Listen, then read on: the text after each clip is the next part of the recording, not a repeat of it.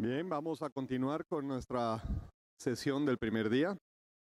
Esta mañana hemos arrancado con el tema del valor del emprendedurismo y la propiedad intelectual asociada a esto como un motor de desarrollo. Los ejemplos que pudimos conocer el día de hoy nos demuestran cómo efectivamente esa alianza de propiedad intelectual con el ímpetu y las ganas de innovar dan lugar a grandes realidades que se convierten en bienestar, que se convierten en empleos, que se convierten en impuestos, etcétera. Así que vemos esa alianza necesaria de la propiedad intelectual en el desarrollo de los países.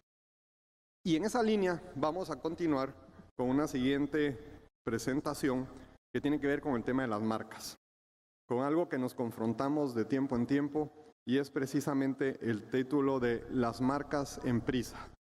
Esto significa cómo nos confrontamos en la necesidad que tienen las empresas para reaccionar, para responder a estos procesos de búsqueda o de registros que son necesarios para poder lanzar al mercado productos y atender ciertas cuestiones que muchas veces entre la parte de negocio y legal necesitan estar coordinadas. Para eso vamos a tener un panel muy interesante que va a estar moderado por Ricardo Fischer y en el cual participan Sergio Barragán y Sheldon Klein. Quiero invitarles, por favor, a que suban al escenario y presento, en tanto, a nuestro moderador. Ricardo Fischer es socio de la firma Aren Fox en Estados Unidos. Él presta asesoría en los temas de propiedad intelectual y en lo que es el tema de ingreso o acceso al mercado estadounidense a empresas que operan en Europa, América Latina y el Caribe. Y lo hace igualmente para las empresas estadounidenses que buscan su acceso a los mercados de estos otros países y continentes. Dentro de su diversidad de clientes se encuentran clientes específicamente ubicados en el área de la industria de la moda, por ejemplo, Inditex del grupo de Zara, del grupo Inditex, Máximo Duty, de alimentos y bebidas como Grupo Modelo, Mars, Juan Valdez. Actualmente él lidera la práctica de marcas de la firma y tiene a su cargo la asesoría en este tema de derecho marcario, asuntos corporativos internacionales y asuntos regulatorios. Adicionalmente, ejerce en Estados Unidos y tiene la experiencia del ejercicio en América Latina, lo que le permite conocer bien los sistemas del continente y poderle dar así a la membresía y a sus clientes una visión integrada de estos asuntos. Ricardo, te dejo entonces con el panel. Gracias, Marco. Todos por estar acá. Actually, this panel was very Spanish, right? In any event, thanks for being here. I think we have the top a very important topic right now with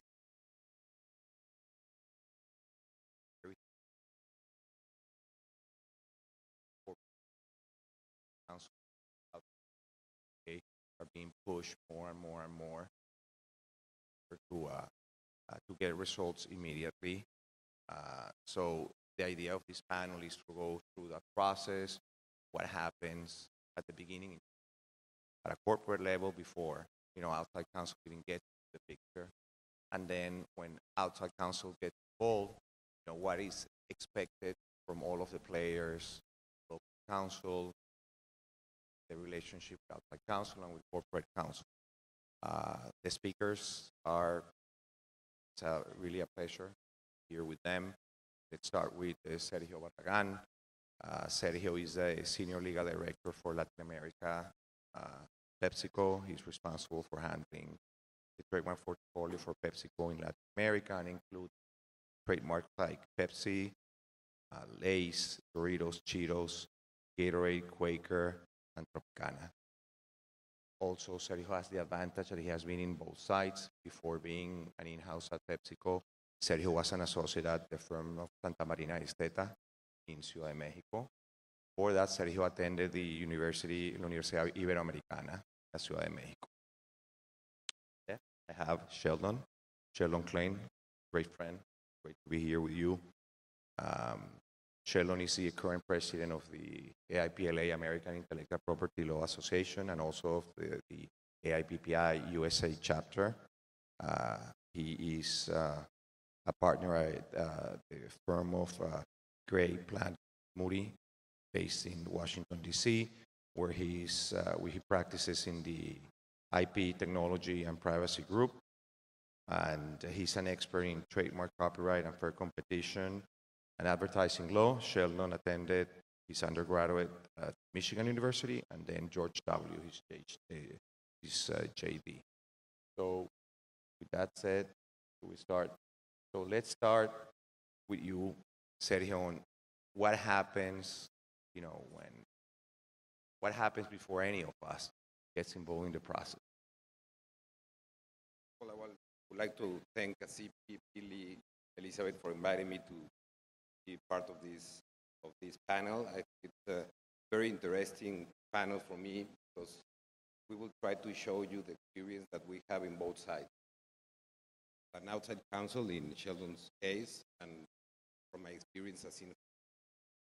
So as Marco Antonio said at the very beginning, is nowadays we all live in a rush. Trademarks are not the same. We are always living in a rush, and our associates, our clients. The difference between outside and in-house is that we also have clients. For us, in-house counsel, our clients approach us, as we said, they like our response 2 minutes after the hour. They are already late for everything. So when I joined the in-house, what I call the dark side, corporate side, is I thought that the dark side was the other side, our side, no? No. Good to know. I realized one thing. We are lawyers for clients are seen like lawyers. Mostly when you are an in-house. The marketing teams and the different clients see you as a blocker, see you that they look at you and see a big no in your face. So instead of looking for you, they try to avoid you. So when I joined the company, we realized about that, and we try to change that at the very beginning. We need to become a business partner of our client, because that way we will be involved since the very beginning, and we will be part of the strategy. And we can provide a better opinion, have more. So if you want to move the slide. So what we start doing is we need to advise our clients on how to do we need to do the clearance of, for example, of a trademark for a project. So what we need to do first is to train our people, explain them what is a trademark and what kind of trademark you need to use or avoid. You already know all of this, so I'm not going through all these pages. But this is an example. This is an example on how we train our clients, how we teach them, and what is a trademark, what they need to avoid, what they need to try to look for in order to have a strong trademark portfolio. So they need to avoid descriptive brands, generic, etc., and look for more distinctive elements. So with that, having this kind of training in a constant, proactive basis can change things in a very substantive way. First of all, your clients understand what is a trademark, what they need to look. And second, they see you as part of the project. When I say is even there are two ways they can see you, and I'm okay with both of them. Is they can see you as a real business partner that you will work with them in the project, or they will see you as someone that they can blame if something goes wrong. So I say, if involve us in your project, because if there is something legal that raises some problem or concern, that is the reason why I get paid for it. So involve me, and I will take the blame for you. And they like that. So that is the way you join and partner with the client. And it's the very first stage on how to work with the business and to to protect their idea. So I think that, thank you, Sergio, and thank you, everyone, for inviting me. Thank you, CP, for participating in this wonderful conference. I can only agree with you, Sergio. I think that we've made a lot of progress. Lawyers, outside counsel, law firms, and you yourself, of course, started out that way. And I know that Ricardo echo this, but maybe, earlier in my practice, when you were a little bit less confident, if you saw a possible conflict, you did a trademark search, you had told your client, no, there's risk here. Identified the risk.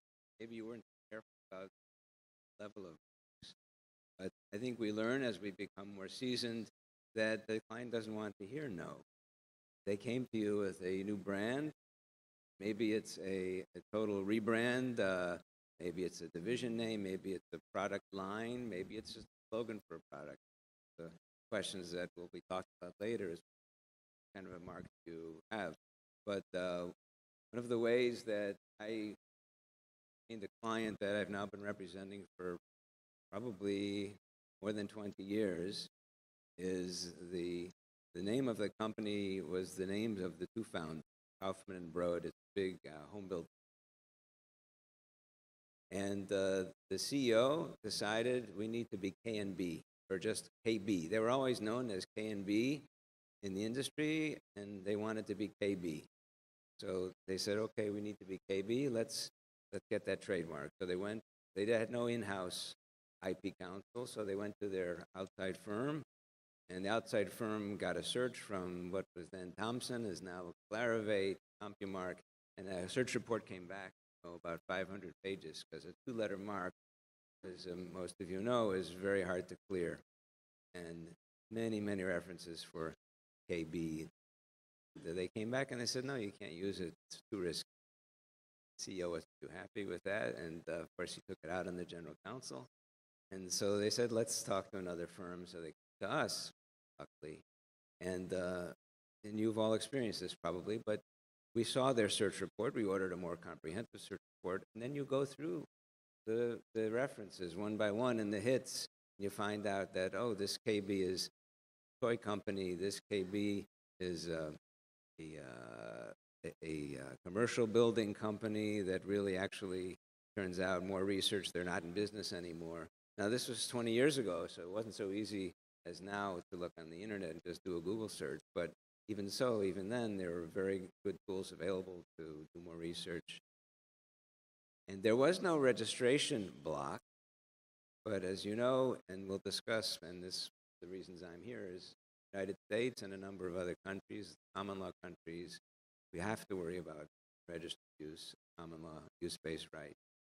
So we were able to whittle down, the 50 serious risks, to less than a dozen, and eventually they registered the trademark.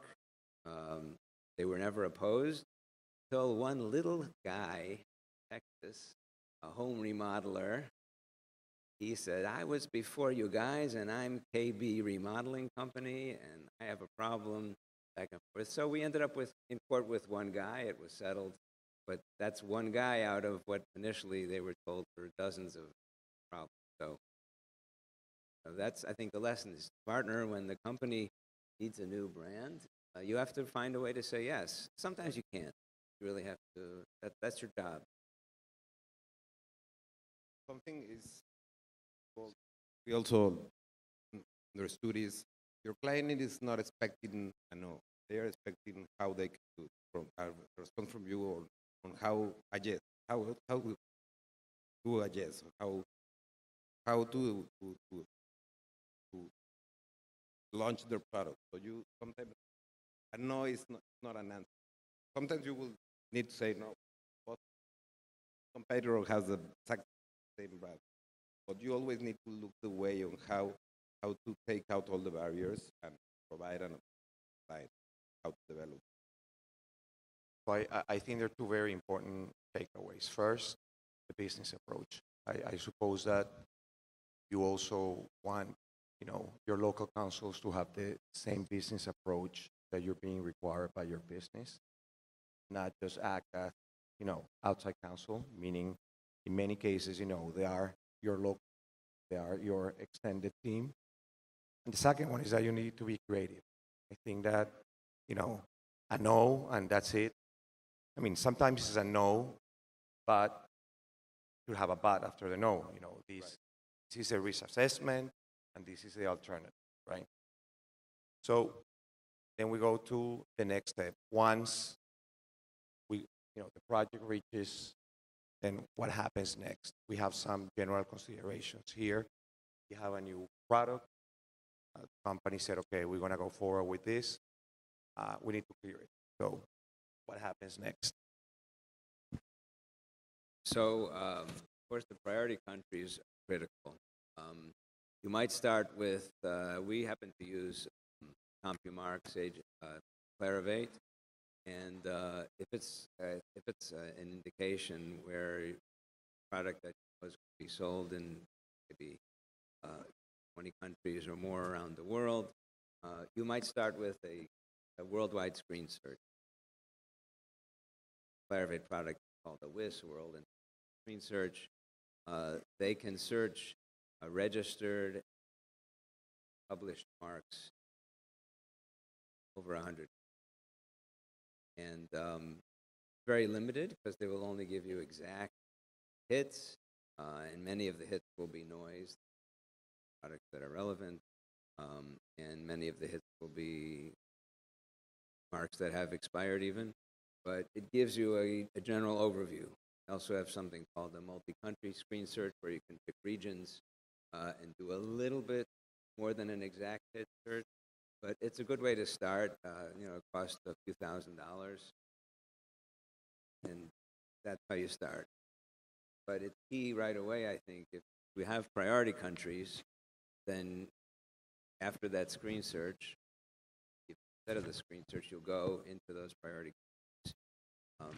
For us, operating from the United States, and I act both as local associate with the international company and only giving an opinion from the States, but sometimes I act as sort of an outside general IP counsel.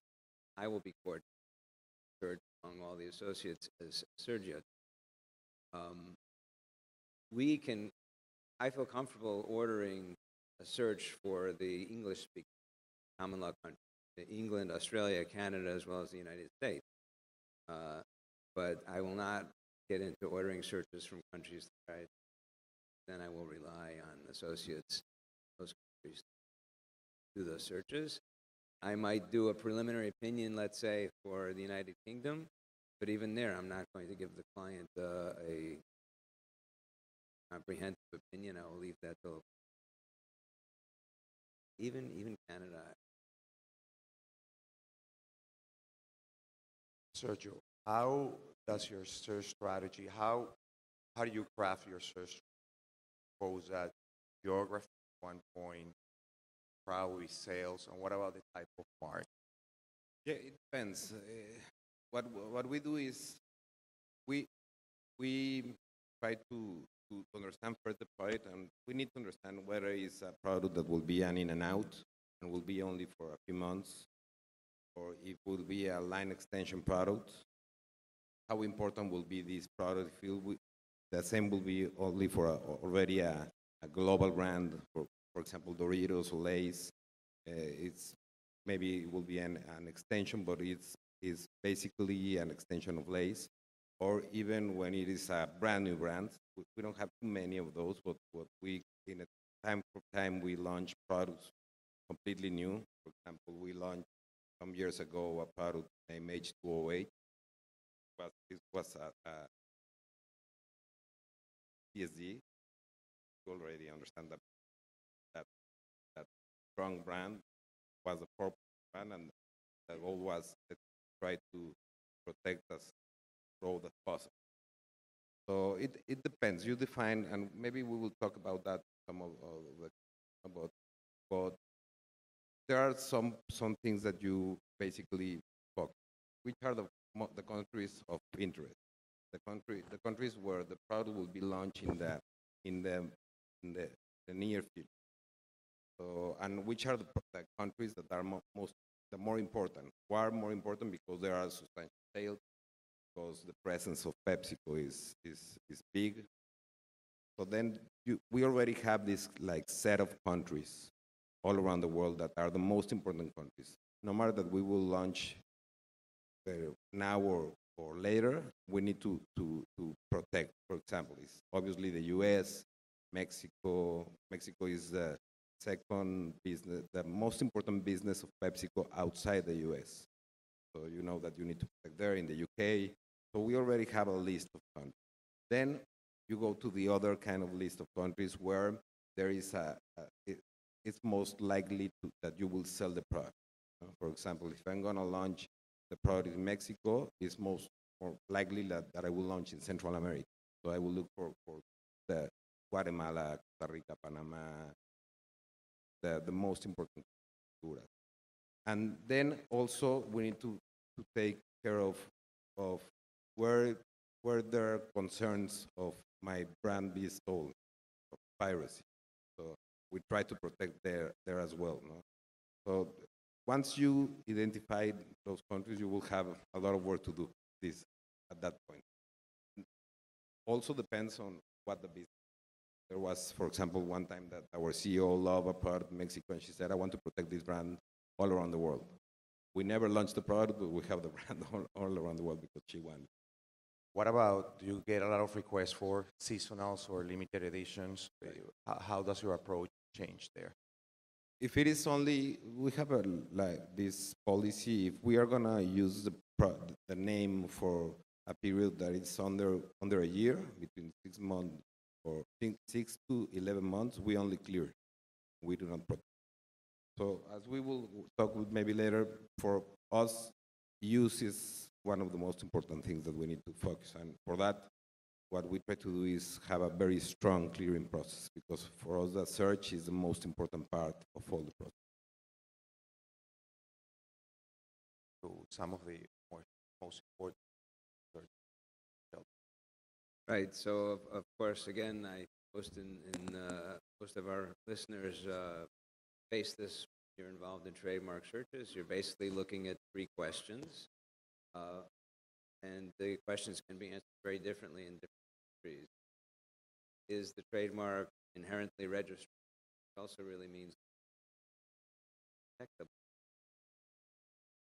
Is it a brand that has a meaning? That spectrum that we saw before, Kodak, Xerox, all the way to descriptive mark. Is it merely descriptive? Is it generic? Is it a person's name, a geographic indication? Initial opinion is sometimes rendered without looking at search. Character itself.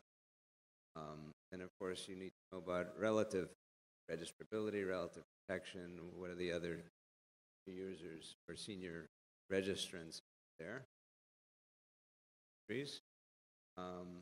And then will we be able to register sort of like the outgrowth question? Again, the answer is different countries. We haven't talked that much in our preparations of China. China, such unique problems. Not part of a CP. Such unique issues. Sometimes find the trademark go right through, be refused. We have very good associates. They advise you to file again. Maybe you will have a different view. And you have the appeal processes. Some of the refusals are incomprehensible by anyone with this. It can be very, very difficult to reach that stage. But again, I think part of it is the purpose of knowing what we're looking for. They had represented a bicycle. They had a great major family house mark. But then every year they would come out with about 50 different brands of models for the season. It was usually around October before the Christmas season. And they would have to have us clear like these 50 brands. We would search them. But most of them, they didn't care about registering because unless it became a big seller, they wouldn't care about registering. but using it purpose of what you're looking for. And one important thing, maybe I will mention earlier, is that we as in-house counsel, what we expect from our associates, our outside counsel, is to also be involved, partner with us. It's not only that we are as in-house partner with clients. I always said this to all my associates, and a lot of them are here, so they will say that I'm wrong if I'm wrong, is that they are part of the company. I invite them to feel that they are pet well. So they partner with us, and what important thing is they are always free to approach us and say, okay, I need to have more information about your project, what you are doing, because sometimes, because we are in a rush, we ask for a search in class 32 for this product, and that's it. And they need to feel free to go back and say, hey, I need more background with which product you are going to use. Is a core brand, is a brand, for how long, what kind of product, if it's just only one specific product, for example, cookies. Because with that, associate can provide a better opinion. So they need to be very closely involved with us as in-house counsel. Yeah, I think that you know, Pepsi perhaps has the advantage that versus a wider range of products, and you know, that products that have been, you know, for so long. So I do think that that is a perfect area where pretty much all of your outcome counsel should have an obligation to know very well the company, the brands. From sometimes get, you know, client out of the blue search request, and you really don't know much about company, product. Well, even, you know, the product may not be in the market. Those are situations in which the search is a little bit more, you know, it's more of a challenge. But for sure, you know, your case, generally, you know, the people will know more about the brands, you know, and will know more about what is important, not important, or play more of an active role. You know, we represent, actually, many of my clients are in the service area rather than the goods area. And a lot of them, I represent a lot of franchise clients. Sometimes they'll tell you to do search or register a mark, and only if you go back and ask them to find out, well, actually, this is a brand extension. This is an extension of their business. Nothing to do with their primary business is home health care, but now they want to get into sending health aides to hospitals. Not exactly the same thing. How you search and the references, you consider them problems. You really do. So you do more service, or more, you have more clients in service. So why are those a little bit more challenging when you're trying to clear? Well, again, particularly in the United States, you have to look at trade names, company names, which are pretty much the equivalent of service marks. And many instances you find that there are going to be sometimes major companies, as well as the little home remodeler in Texas, who haven't bothered to register with the USPTO, but it's a mark they've used for years for their business name. And the only way to find that is with a really comprehensive common law, as we call it, common law use-based search for unregistered users. It's a big challenge, and all of our opinions, and the clients hate it, but all of our opinions have a nice big fat disclaimer paragraph at the end. Tell you how no search can be comprehensive, and there could be common law users out there. Forget the registered users, but and it's really true. They come out of the woodwork, and all you can do is your best job. There's no good search without a good disclaimer, right? Part of a good search. Now, I wanted to move to, I think, two key areas: search, technology, and local counsel. So why don't we start with local counsel, Sergio, and a little bit, you know, about what is it that you expect from local counsel, and actually why? That you, at least at this point, you always, they are the experts.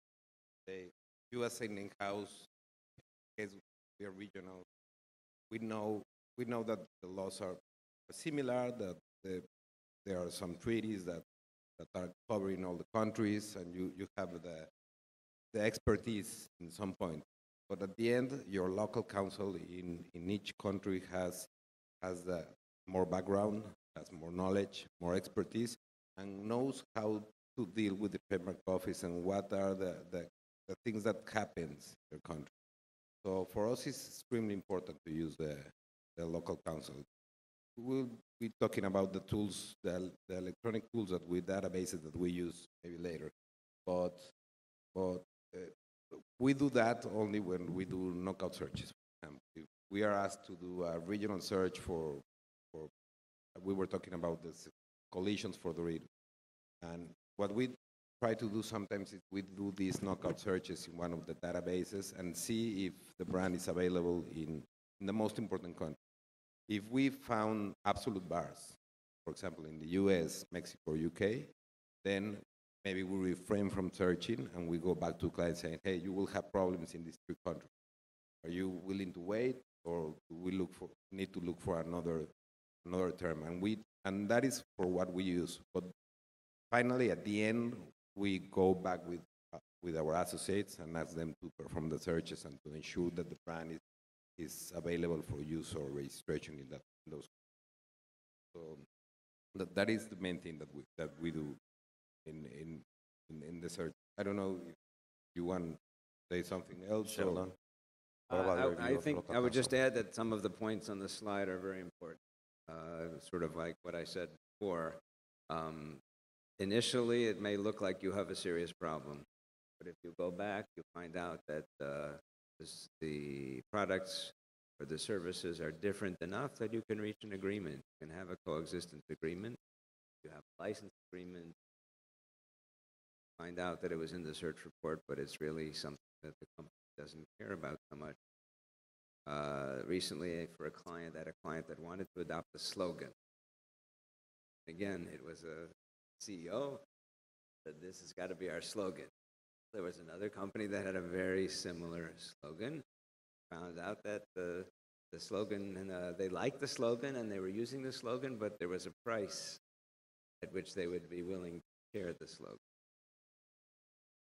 Well, I think this Find a way to yes. But I think this slide is related to the fact you never say no, right?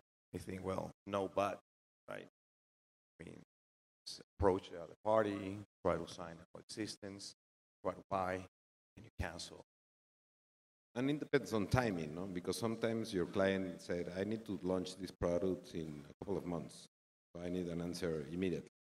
So you need to give them the different alternatives they have. Okay, we can go through a non-use cancellation. We can go through a nullity. We can approach the owner and try to buy the brand. But for that, you will need to spend money. It depends on if the mark is subject of non-use, etc. So you need to see all the different alternatives that you can have, and you need to offer them to your client. Saying, okay, I'm not saying no because I don't want it. It's because you have these obstacles, and these are the ways you need to overcome those obstacles, and this is the cost. You need to decide. And do you have a lot of global coexistence agreement? Because I've seen some, the food industry, especially, with large companies. What is your experience? We have some, but not too much. We try not to have too many global coexistence. What we try to do is have local coexistence. So we see the problems in country by country, case by case basis. So honestly, I don't think that coexistence it's something that maybe you will need, but it's not necessary. For me, it's better to have a strong brand that you don't need to exist with anybody. But yes, we have some, but not that many. I want to go to this slide, Sergio. I think some of what you expect a good search report, right? Should I send you a large search report, by the way, and cite you the law and what do I think? What is it that you want? What I said earlier is, for PepsiCo at least, the most important thing that we need to know is if the trademark is available for use. Because sometimes we are not using the brand for too long, and sometimes we are about to launch very fast, and the trademark prosecution can take at least 6 months in the best case scenario, 3 years in the worst, 3 to 5 years in the worst. No? So we need to have the ability of use. And one important thing, and I know that it is hard for associates, is to have a percentage. I know that I've been in the other side. I was an outside counsel, and I know how difficult it is to provide a percentage of chances of success in a use and register. But we need to have that. So that is very, very important.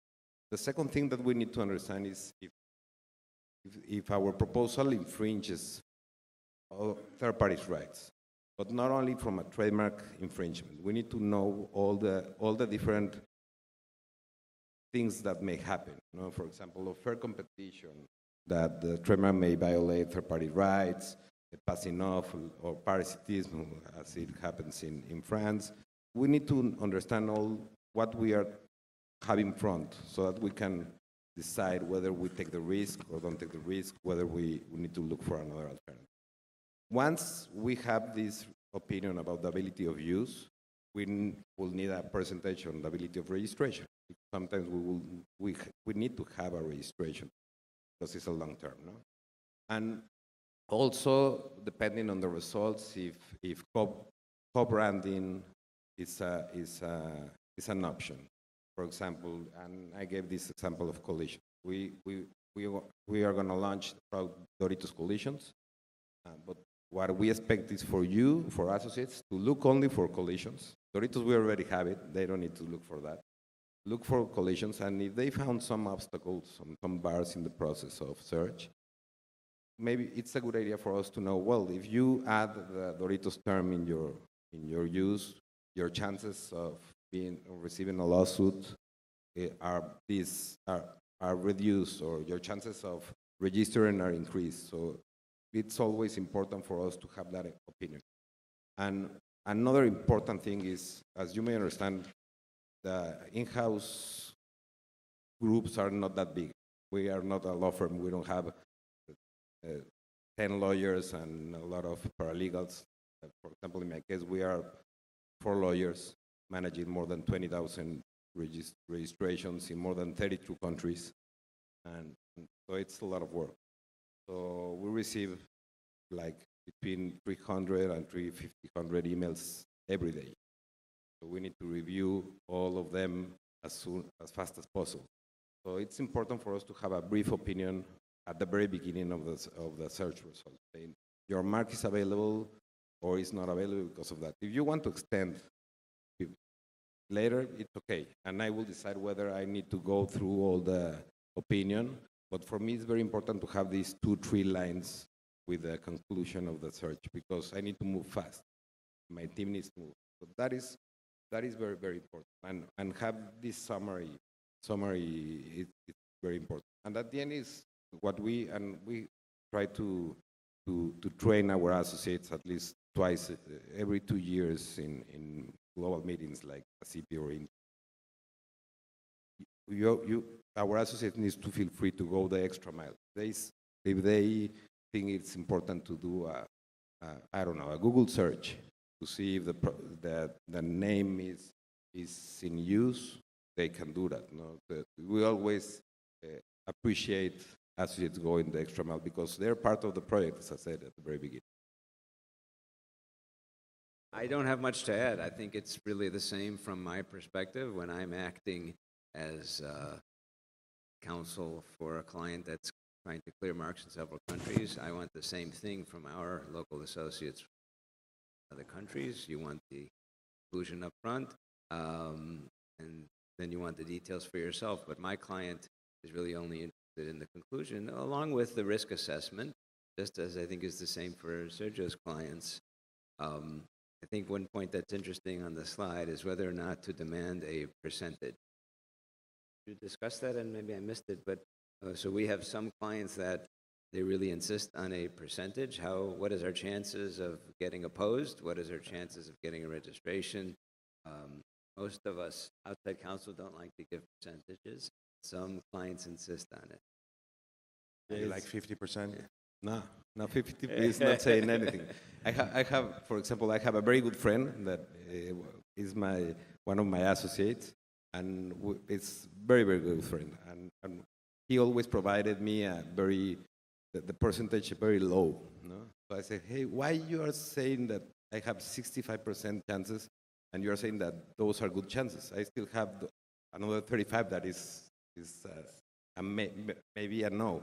And he said, no, 65 is very good, very good. So what we decided is we create this chart with the percentage, what 50% means, 55, 65, and 70% means. So we have this chart, and I know that a 65 from this guy is 75 or an 85 from another law firm. So I know it's hard, but you need to find a way. 65 is pretty high, honestly. I don't think so. I never go, I don't think above so. 65. 60, between 55 and 60 is the worst because it's not saying to you anything. And then we have the colors, right?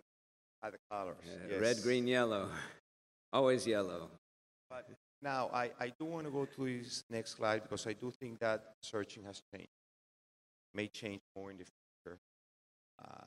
But, technology has changed not only the way you search PTOs, but you guys also were mentioning outside of PTOs, common law, social media, Google, etc. So I think here I'm curious about which type of services are you guys using? Then maybe, more philosophical question as to, in the future, will we need lawyers? So who wants to take a first hack at this?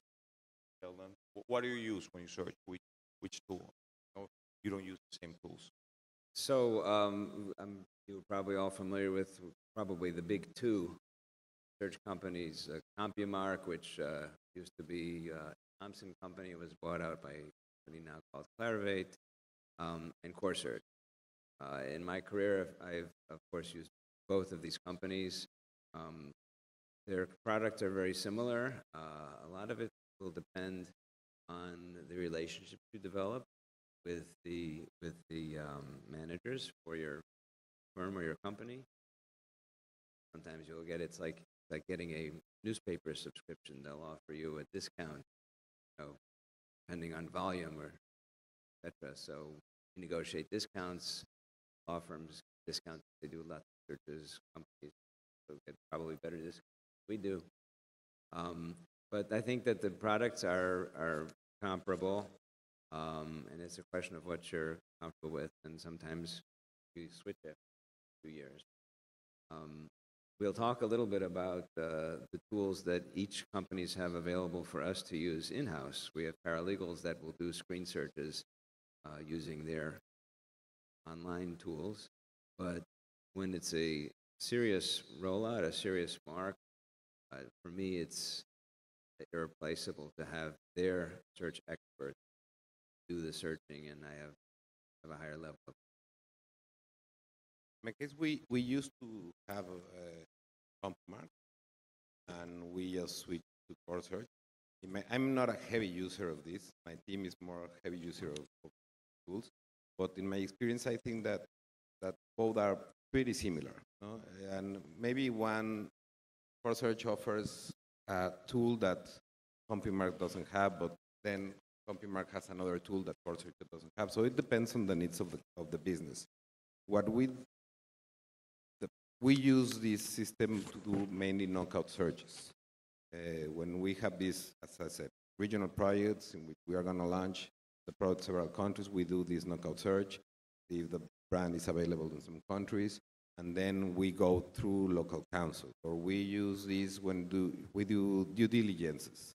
All the IP side, we ensure all the information that is in the data room of the company that we're about to buy, if it is similar to what we have in this system. Yeah, and within technology, you're gonna see in this slide that we put there human powered, even though of course it's electronic search.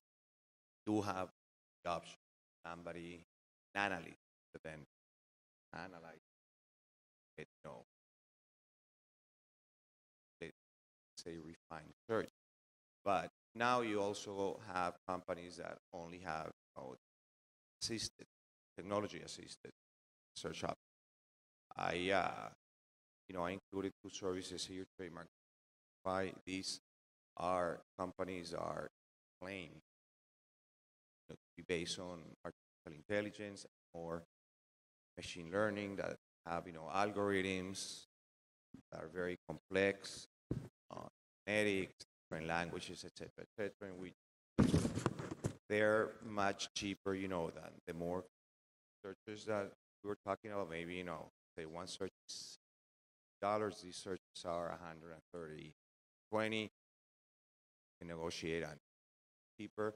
Pretty much go in, type trademark, type classes, type the countries, and in 3 minutes you have the results. Bad? No. Do I expect that they're going to get better in the future? So that said, do you see a role for us in the future, or as local lawyers, or this is going to pretty much take away the search function of the lawyer? I think that lawyers will be there always, I think, and I hope. We may be there, and we may have a work. I don't know. But I think that the service that we provide is gonna change, and I think it has changed. I've been doing IP for more than 15 years, and I know a lot of more time than that. And I think that it has changed over the years.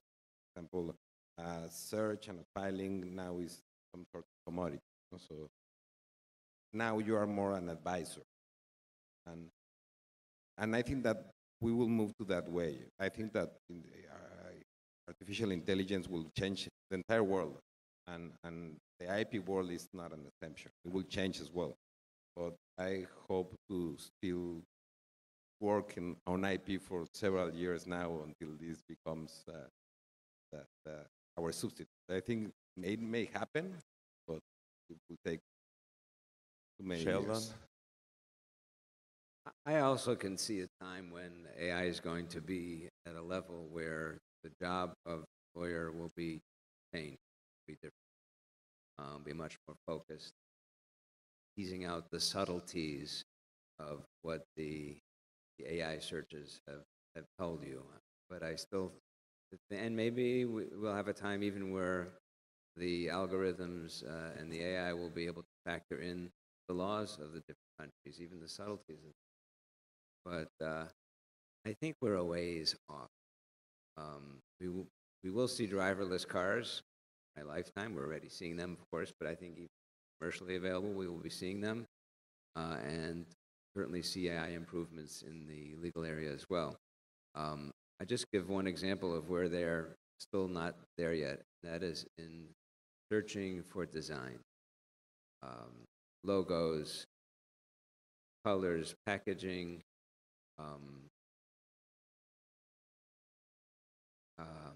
Clarivate has a product called PM360 or something like 365. It's an online product. I've been to demonstrations. We've used them.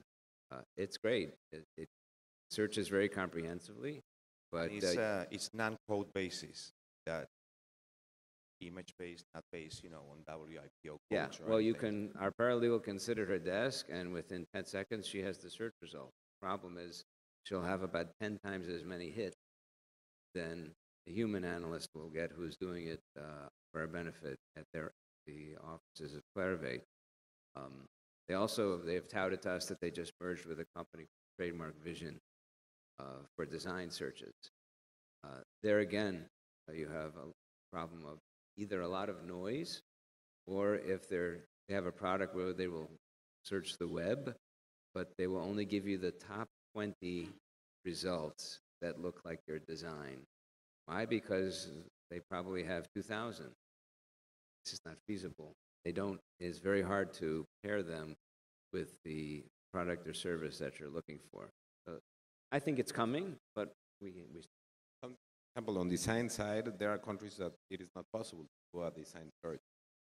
So if it is not possible to do a design search in a country, Clarivate or ComSearch won't have the result, because at the end they feed the system database from the information they receive either from the trademark office or from local associates. So if a local associate cannot perform a search in a design, there won't be a tool to provide you a result. So we need to see first that before thinking in replacing lawyers. And Right. always, I think lawyers will need to be there because it will be impossible to blame a computer if something goes wrong. You need always to have someone. I'm a pessimist. That's why I'm not going to find this.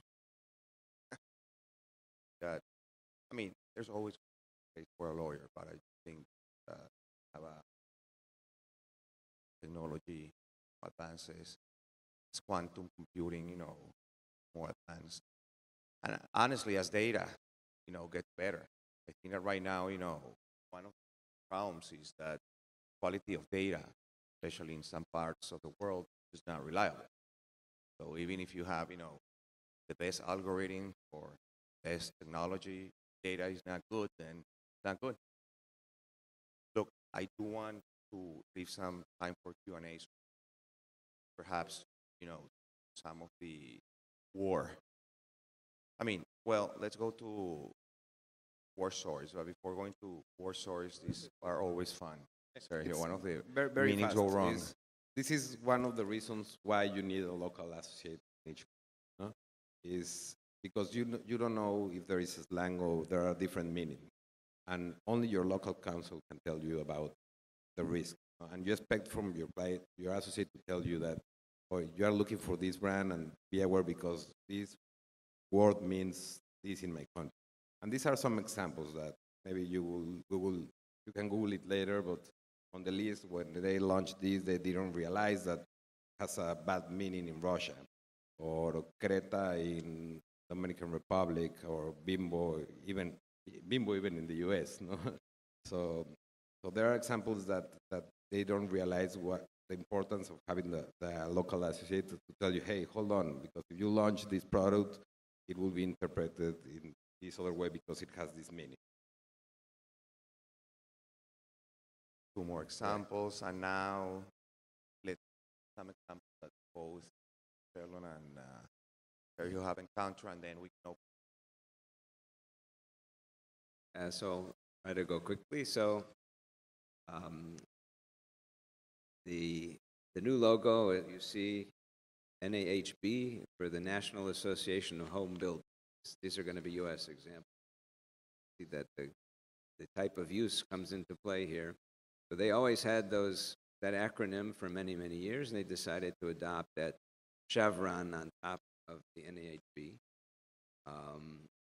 Along came the opposer underneath, NARI, which is the National Association for the Remodeling Industry, also in the whole building industry, but really only remodeling. And they said, hey, wait, we've been using this design, which we call a roof design, not a chevron design. We've been using it for many years before you've now rolled out. And this was a major total rebrand of their logo for NAHB, our client. And not only that, said NARI, we have a registration. As you can see, it turns out that our client also had a chevron, or let's call it a roof design on the right, that their research arm was already using, and that they had also registered. So NARI didn't quite do their homework. Hope their opposing counsel isn't here.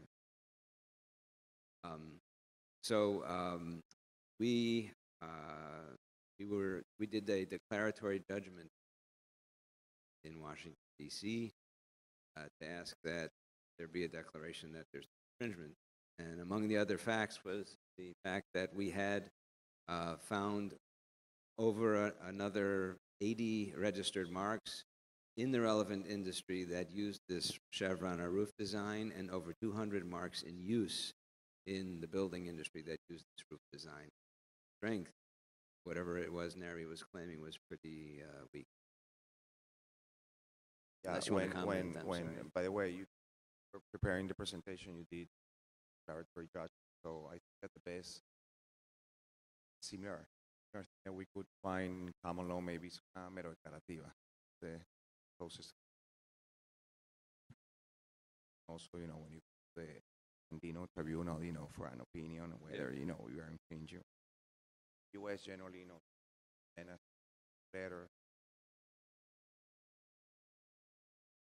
letters go and ask for the declaratory judgment to a court and say, hey, say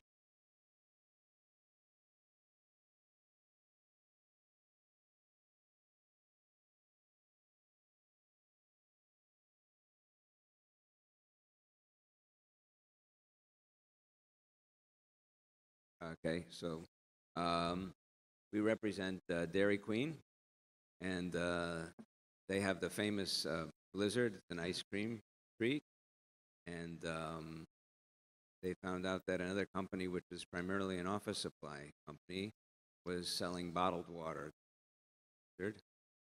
They only found out because it became a published trademark in the United States.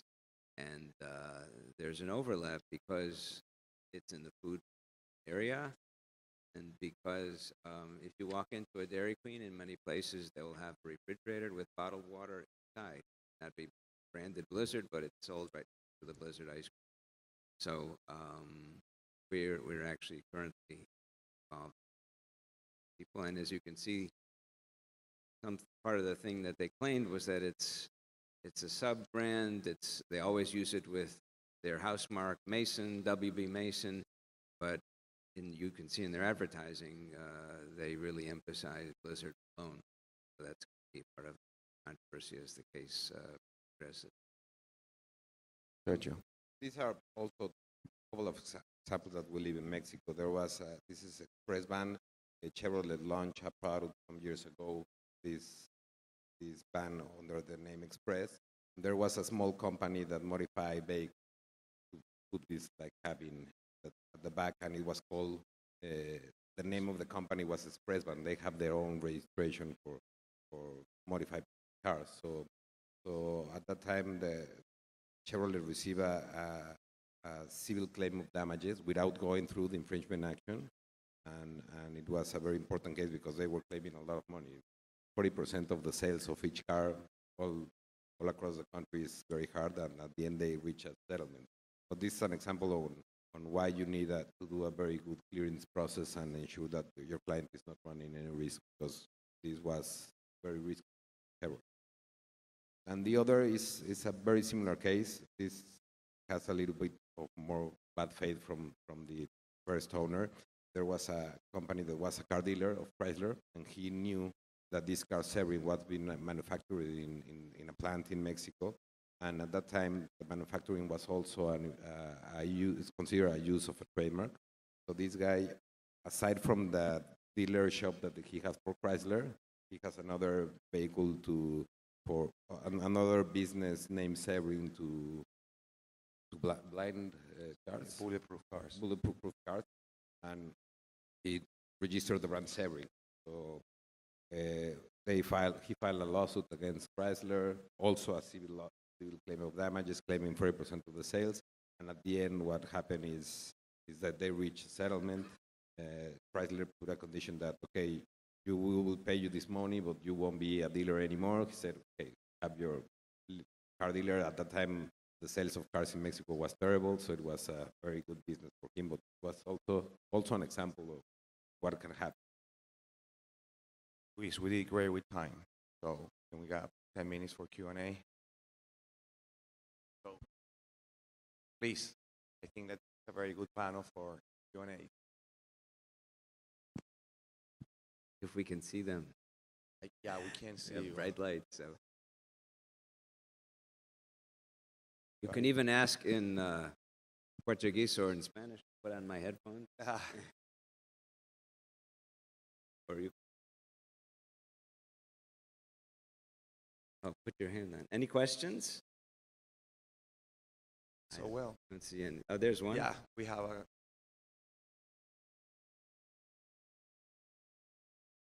Hello, this is a question for the three of you.